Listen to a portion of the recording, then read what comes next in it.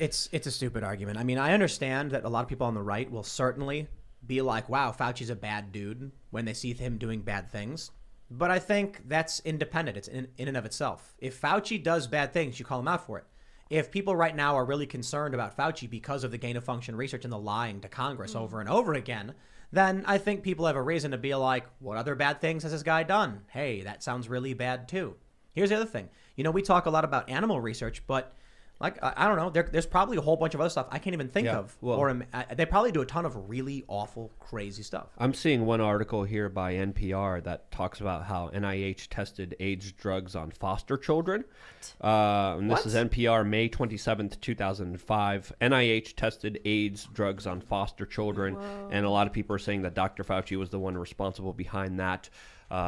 Allegedly online. So I'm seeing a lot of talk about this as well. Have you seen anything? Yeah, I've seen that. Wow, yeah, we got it. Here it is from NPR. Holy cow. NIH tested AIDS drugs on foster children.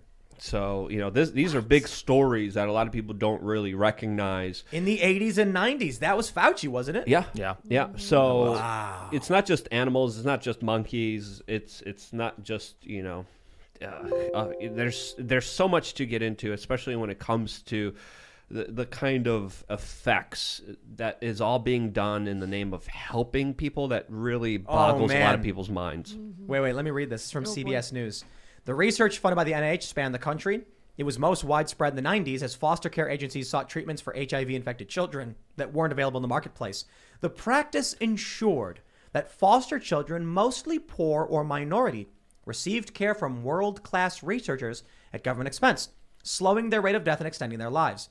But it also exposed a vulnerable population to the risks of medical research and drugs that were known to have serious side effects in adults and for which the safety of children was unknown. Yep. I love that really warm thing. It's like we were experimenting on children.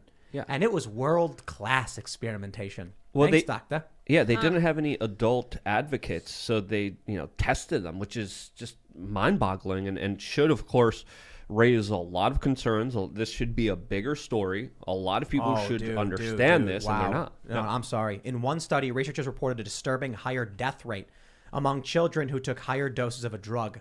That study was unable to determine a safe and effective dosage. Yo, they straight up killed kids. Oh my god. That's what it's saying. The drugs they gave them resulted in a higher death rate.